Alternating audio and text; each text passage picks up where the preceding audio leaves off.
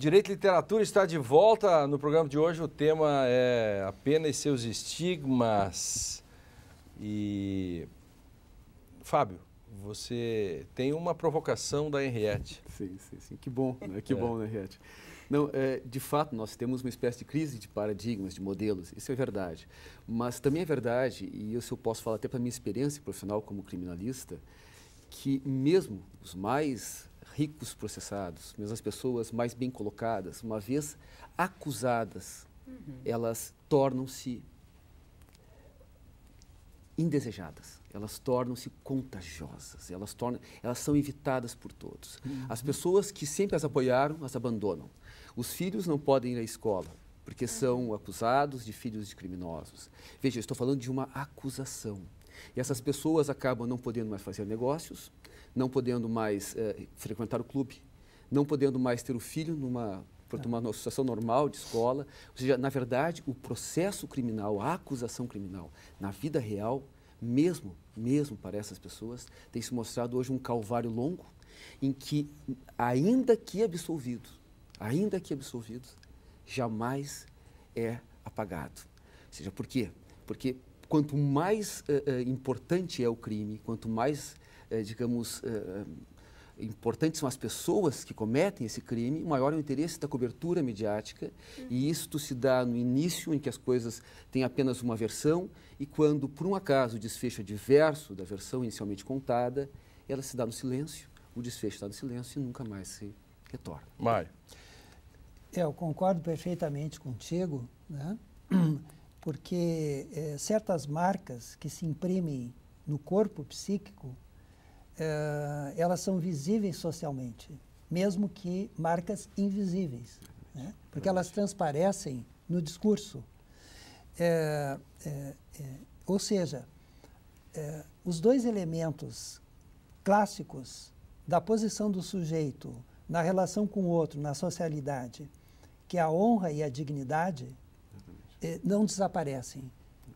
Mesmo com a prevalência do fetiche da mercadoria, que passa a comandar cada vez mais os nossos atos, contudo, o que se contrapõe a isso, eu creio que é isso, a honra e a dignidade. Veja, e toda a questão do apagamento de certos estigmas, como, por exemplo, de um criminoso que é condenado, passaria, me parece, passaria inevitavelmente e de modo necessário pelo resgate dessas duas dimensões, da honra e da dignidade. Se ele não tem como fazer isso, vai ser a repetição. Mas por que uma certa, entre aspas, paixão pelo vilão? O vilão, por exemplo, contemporâneo, não está preocupado com o estigma. Tem muitas razões. Ou está, não sei. Tem muitas razões. Veja, eu creio que a razão principal é que nós sustentarmos a efetividade do trabalho, por exemplo, ou fazermos um atalho, fazermos uma economia do que implica o trabalho. O trabalho é cotidiano, é dia a dia, é uma sustentação difícil. Nada, né? Como um atalho. Um atalho. Que no fundo é o desejo de todos de dar um salto. Dar um salto. Ou ganhar a loteria ou dar um golpe. Isso o Lobo de Wall Street é o exemplo disso, entende? Dar um golpe sem ser rapidamente, pego. sem ser pego. E aqui há outros elementos importantes, ou seja, não há glamour em ser processado. Ou seja, pode haver e há uma glamorização do crime. Mas não há no processo. Não no processo. Aí vem as misérias do processo. As misérias. E talvez a maior delas, e eu acho que isto é inevitável, é a solidão. A pessoa é abandonada.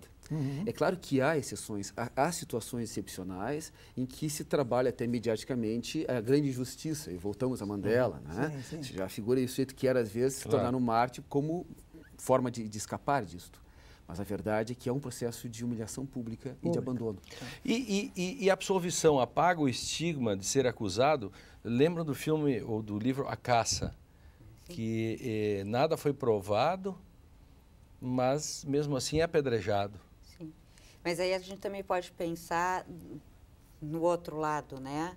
Cumprir a pena. No caso do Papillon também, né? Enfim. Cumprir completamente a pena me deixa livre do estigma, se eu paguei para a sociedade, a ideia não é essa retribuição, se eu paguei para a sociedade. Eu estou lembrando do caso de um garoto, um homem que foi meu aluno, que era apenado, né? Foi colocado em liberdade condicional, sofreu dupla estigmatização, porque quando ele saía do presídio na universidade, e aí assim a gente espera que a universidade, ele era estigmatizado, e quando ele voltava para o presídio, ele era estigmatizado e sofria nas mãos dos seus colegas presidiários, que queriam que ele entrasse para o crime organizado, e ele estava estudando no... Eu me lembro o Fábio me corrige, o caso Lebach, do Tribunal Constitucional Alemão, que protegeu a privacidade do sujeito que cumpriu sua pena, que tentaram fazer uma reportagem, um filme sobre ele, ou uma reportagem, e o Tribunal Constitucional protegeu a intimidade dele, porque ele já pagou. Não é interessante isso? Justo. Ele já pagou. E, portanto, há limites no estigma. Exatamente, era um caso que ele estava sendo posto em liberdade. Isso. E a televisão estava interessada em fazer um programa. Eles disseram assim, não, vão retomar tudo isso agora, em que ele precisa um pouco de anonimato para voltar a viver. Claro, o CNJ, inclusive, para falar bem Brasil, mantém um projeto Começar de Novo.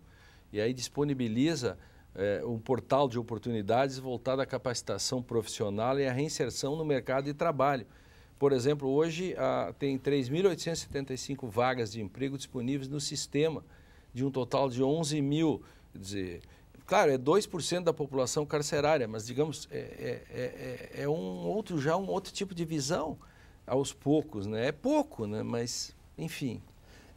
Tem que considerar que o estigma está no estigmatizado e está no outro. Né? Então, se ele se apaga no estigmatizado, nada garante que se apagou no outro. Quer dizer, quando se quebra uma confiança, aquele que rompeu a confiança, ele pode querer retomar a confiança do outro, que o outro tenha confiança nele. Mas e o outro? O outro vai conseguir? Veja, então, quando se instala uma lógica de suspeita sobre a honestidade de uma pessoa, por mais que ela tente provar que ela é honesta, não garante que o outro vai. Claro. Não, e a gente até entende que em grande número de casos, as pessoas são movidas pelo medo. Né? O criminoso representa algo ameaçador. Né? Quer dizer, claro que existe um recalcamento aí, né, Mário? A minha dificuldade de aceitar que potencialmente, do ponto de vista da natureza, eu tenho todos esses mesmos elementos e poderia incorrer nos mesmos atos. Então, eu afasto, eu nego, né? E eu censuro.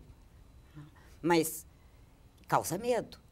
As pessoas são reféns do medo que elas sentem da figura do criminoso. E esse é um elemento que está presente nessa estigmatização. Claro, eu sei que o programa não é sobre a função da pena diretamente, mas, por exemplo, você não acha, por exemplo, você não dirige no carro e não usa o celular porque você pode perder sua carteira. Nesse caso, a pena não tem um caráter de prevenção, Fábio? Uma provocação para você. Pois aqui é um debate longo, né? Porque há duas dimensões a serem consideradas. Uma dimensão de fundamento, ou seja, o que fundamenta a pena, e quais são os objetivos que a pena, uma vez fundamentada e legítima, pode buscar. Né? Pode buscar. Ou seja, é claro que o que se quer é uma sociedade melhor. Né? O que se quer é a pacificação das relações sociais. Isso, ao fim e ao cabo, é o que se quer. Se é possível obter isso por meio da pena, isso é um dilema histórico. Agora, ela é, no mínimo, que o Mário muito bem colocou, ela é uma afirmação de responsabilidade. Agora, a grande questão, eu acho que esse é o ponto de partida de uma discussão acerca da pena, é o fato de que essa discussão no Brasil ela não é possível. Porque discutir a pena pressupõe um estado de coisas em que a pena seja minimamente colocada nos termos em que o direito permite que ela seja colocada. Ou seja, não se priva no Brasil pessoas da liberdade, se destrói a dignidade delas. Né? E nesse estado de coisas, um projeto como o CNJ, ele joga-se no vazio. Claro. Não é isso? Perfeito. Isso aí é um tema para a gente fazer um outro programa. Sim, perfeito.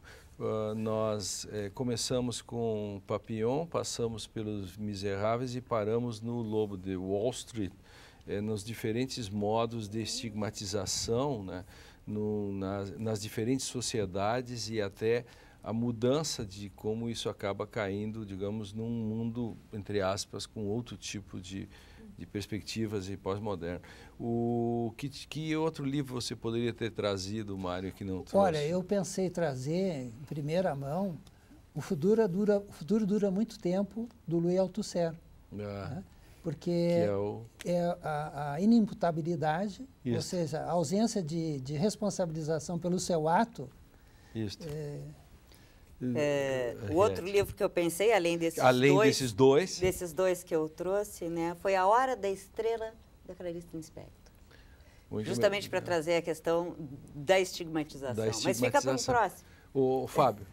Olha, eu cheguei a pensar em trazer O Filho de Mil Homens, de Walter Ugumãe, que é um livro que trabalha com o preconceito, com estigmas de outra ordem, não estigmas da pena, mas são estigmas muito presentes na nossa vida de hoje. E ele trabalha de uma forma absolutamente magnífica, né? Desconstruindo isso e mostrando... Fica a dica para os nossos telespectadores. Obrigado pela presença, o Mário, a Henriette, obrigadíssimo ao Fábio, né?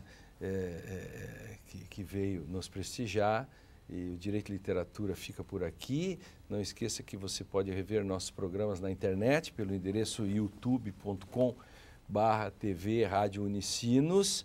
E, é claro, você pode participar da construção do Direito e Literatura. Envie sugestões, comentários para facebook.com/Direito e Literatura. Eu espero você no nosso próximo encontro para o debate desta relação inexorável entre o direito e a literatura.